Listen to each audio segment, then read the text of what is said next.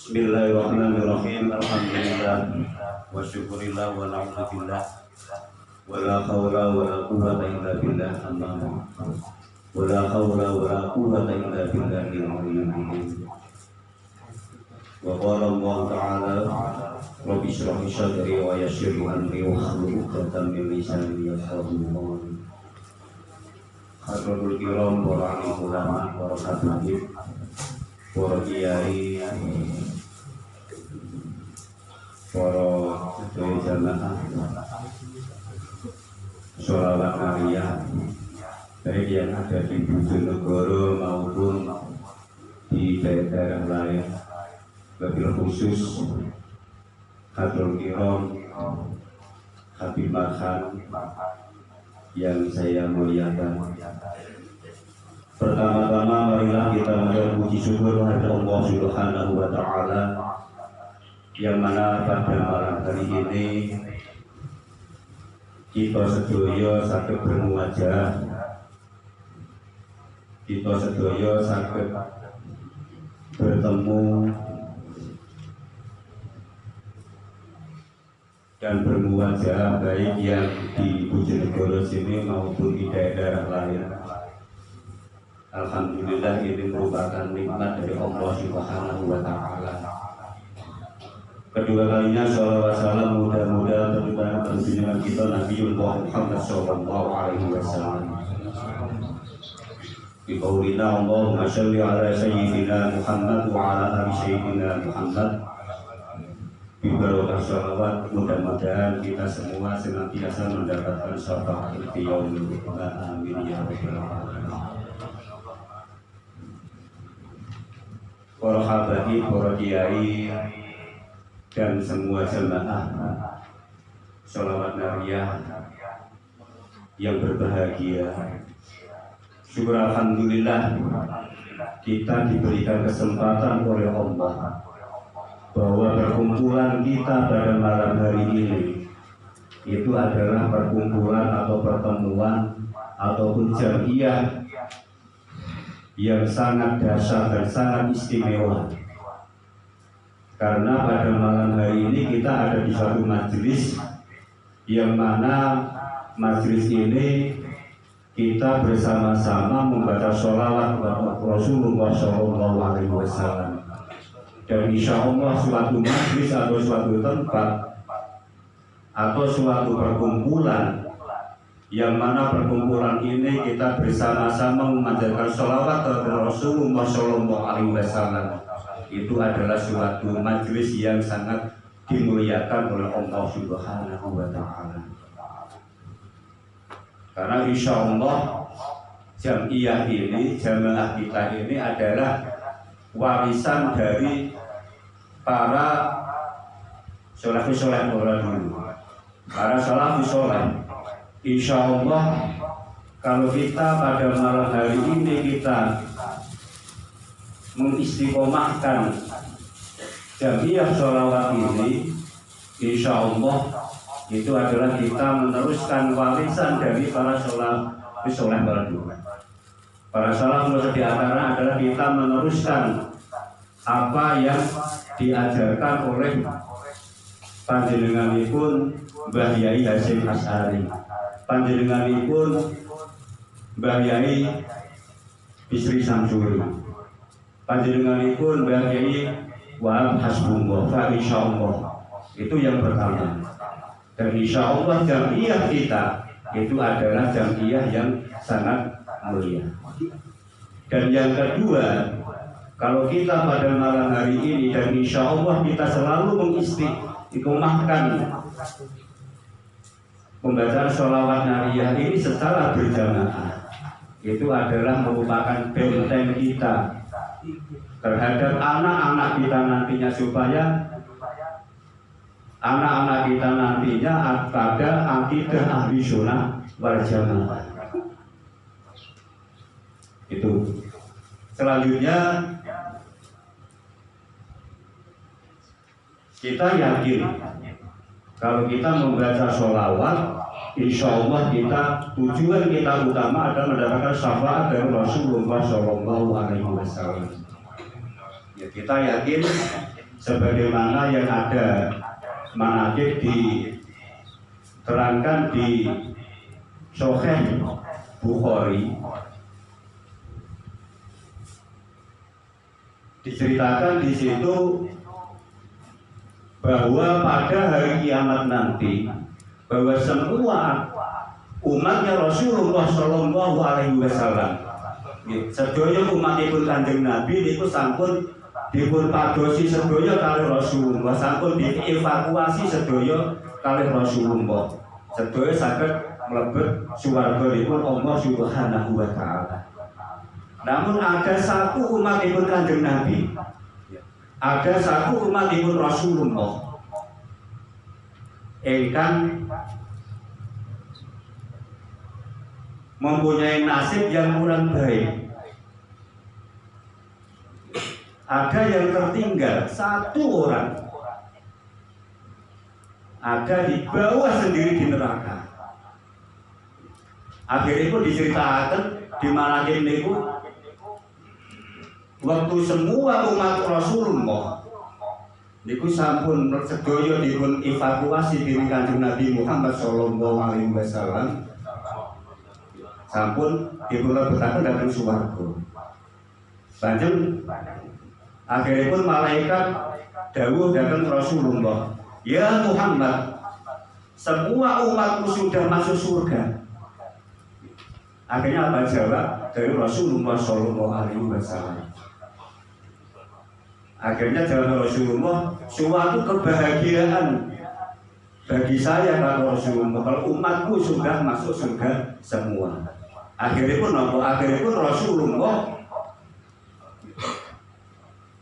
nembe badhe mlebet swarga, nembe badhe melangkah dhateng swarga, lama-lama tentu bin dasar neraka niku wonten suwanten. Adrikni ya Rasulullah. Kali suaranya yang sangat memelas, merintih-rintih dengan ucapan adrikni ya Rasulullah. Adrikni ya Rasulullah, tolonglah saya ya Rasulullah.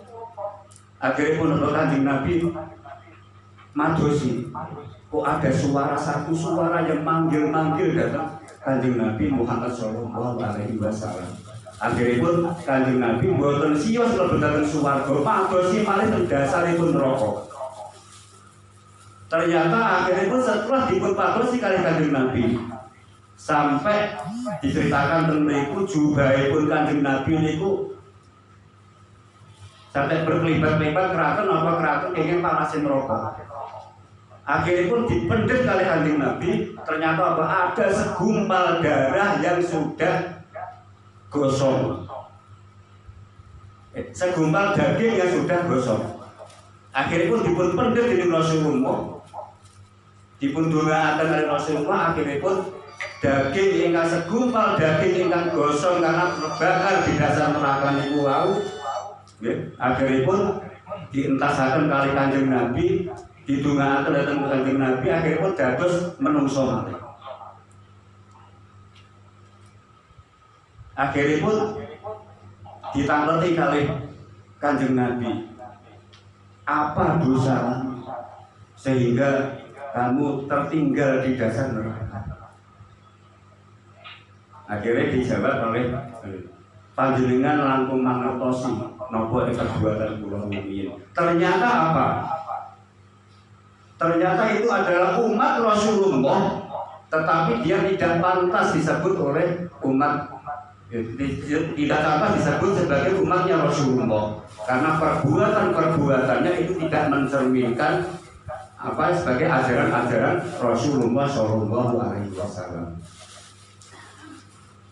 Nah, karena apa? Karena belas kasihannya dari Rasulullah, akhirnya Rasulullah meminta pada malaikat supados setunggal umatipun niku wau dihisab malih, ditimbang malih perbuatane. Dawuhe malaikat napa? Tidak bisa ya Rasul, tidak ada pengadilan dua kali.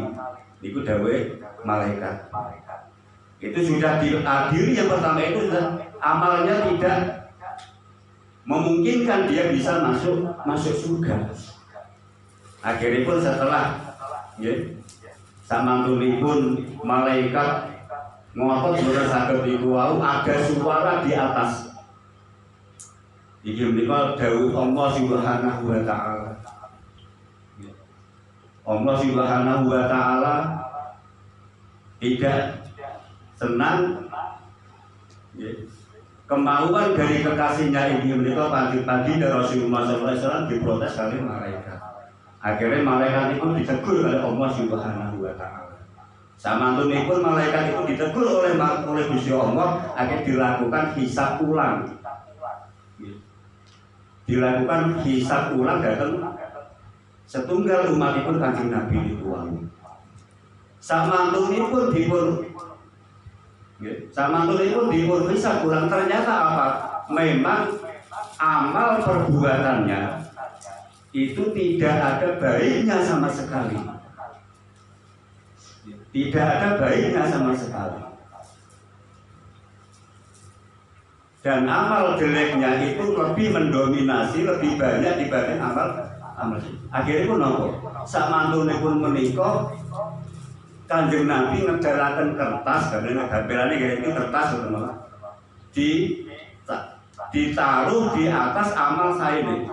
Seketika itu juga, akhirnya amal perbuatan kebaikannya si umatnya itu lebih berat dibanding dengan kejelekannya. Samantunipun menika akhirnya pun salah setunggalipun umat Kanjeng Nabi menika digandeng kali Rasulullah, dituntun piyambak kali Rasulullah. Mlebet dateng suwarganipun Allah Subhanahu wa taala. Di dalam perjalanan umat itu tangkep datang Kanjeng Nabi, "Ya Rasulullah, kertas apa yang panjenengan taruh di timbangan kebaikan kula?" Nah, ternyata apa jawaban Rasulullah?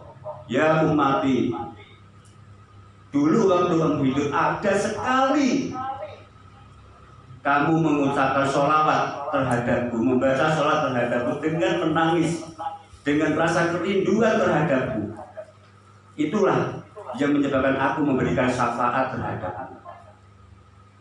Ini para rawuh, niki manaqib hikayat yang diceritakan di Sahih Bukhari.